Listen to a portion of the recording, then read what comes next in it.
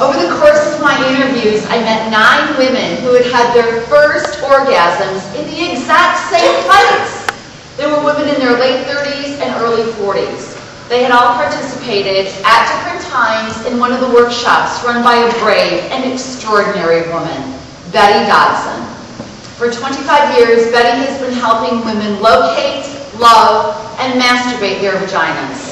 She has run groups, worked privately with individual women. She has helped thousands of women reclaim their center. This piece is for her. My vagina is a shell, a round, pink, tender shell, opening and closing, closing and opening. My vagina is a flower, an eccentric tulip, the center acute and deep, the scent delicate, the petals gentle but sturdy. I did not always know this. I learned this in the Vagina Workshop. I learned this from a woman who runs the Vagina Workshop, a woman who believes in vaginas, a woman who really sees vaginas, a woman who helps women see their own vaginas by seeing other women's vaginas. In the first session, we were asked to draw a picture of our own unique, beautiful, fabulous vagina. That's what she called it. She wanted to know what our own unique, beautiful, fabulous vagina looked like to us. One woman who was pregnant drew a big red mouth, oil spilling out. Another very skinny woman drew a big serving plate with a kind of Devonshire pattern on it. I drew a big black dot with squiggly lines all around it. The black dot was meant to be a black hole in space, and the squiggly lines were meant to be people or things or just your basic atoms that got lost there. I've always thought of my vagina as an anatomical vacuum, randomly sucking up particles and objects from the surrounding environment. I never thought of my vagina in practical or biological terms. I did not, for example, see it as something attached to me. In the workshop, we were asked to look at our vaginas with hand mirrors. Then after careful examination, we were to report to the group what we saw.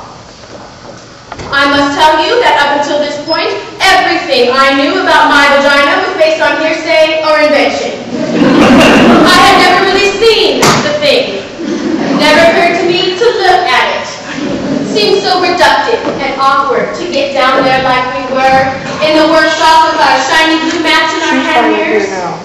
Remind me of how early astronomers must have felt with their primitive telescopes. I found it quite unsettling at first, my vagina. Like the first time you see a fish cut open and discover this other bloody complex world inside, right under the skin. It was so raw, so red, so fresh. And the thing that surprised me the most were all the layers. It was layers inside layers, opening into more layers. My vagina amazed me. I couldn't speak when it came my turn in the workshop. I was speechless. I had awakened to what the woman who ran the workshop called vaginal wonder. I wanted to lay there on my back, on my mat, my legs spread, examining my vagina forever. It was better than the Grand Canyon. Ancient and full of grace, it had the innocence and freshness of a proper English garden. It was funny, very funny. It made me laugh. It could hide, seek, open, and close. Then, the woman who ran the workshop asked how many women in the workshop had had orgasms. 2 women tentatively raised their hands. I did not raise my hand, although I had had orgasms. I did not raise my hand because they were accidental orgasms. They happened to me. I had them in my dreams and would wake in splendor. They happened a lot in water, mostly in the bath, once in Cape Cod. They happened on horses, on bicycles, on a treadmill at the gym. I did not raise my hand, although I had had orgasms. I did not know how to make one happen. I never make when it happened. I didn't want to interfere. It felt wrong getting involved. The crime was manipulative. It felt awkward.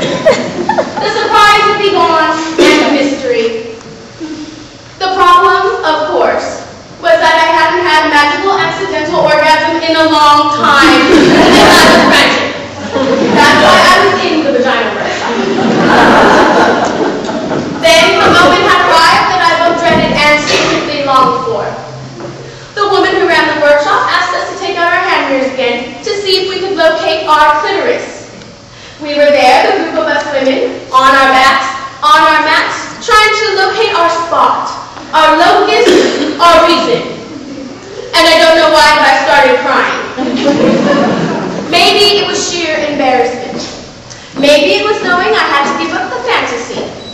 The enormous life-consuming fantasy that someone or something was going to do this for me. That someone was coming to lead my life, to choose direction, to give me orgasms. I could feel the panic coming. The simultaneous terror and realization that I had avoided finding my clitoris. Had rationalized it as mainstream and consumerist because I was in fact terrified that I did not have a clitoris. That I was one of those constitutionally incapables, one of those frigid, dead, shut down dry, apricot tasting bitter. Oh my God. I lay there, on my back, on my mat, with my mirror, reaching with my fingers, and all I could think about was the time I was 10 and lost my gold ring with the emerald in the lake. How I dove over and over to the bottom of the lake, running my hands over fish and bottle caps and slimy stuff, but never my ring. The panic I felt, I knew I'd be punished. I shouldn't have worn it swimming. The woman who ran the workshop saw my insane scrambling, sweating, and heavy breathing. She came over. I told her, I've lost my clitoris, it's gone. I shouldn't have worn it swimming. The woman who ran the workshop laughed. She calmly stroked my forehead. She told me my clitoris was not something I could lose. It was me, the essence of me. It was both the doorbell to my house and the house itself. I didn't have to find it. I had to be it. Be it. Be my clitoris. Be my clitoris. I lay back, closed my eyes, put my mirror down, and watched myself float above myself. I watched as I slowly began to approach myself and re-enter. I felt like an astronaut re-entering the atmosphere of Earth. It was very quiet, this re-entry. Quiet and gentle. I bounced, landed, and bounced, and came into my own muscles and blood and cells and slid into my vagina. It was suddenly easy, and I fit. I was warm, pulsing, ready, young, and alive. Then, without looking, with my eyes still closed, I had put my finger on what had suddenly become me. There was a little quivering at first, which urged me to stay.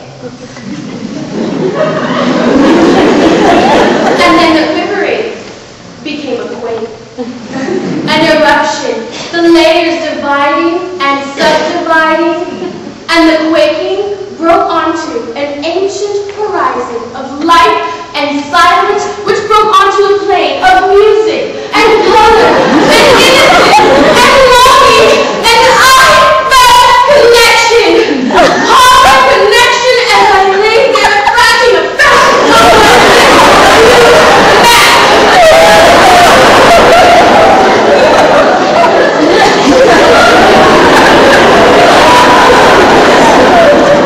My vagina is a shell, a tulip, and a destiny. I am arriving, My vagina, me.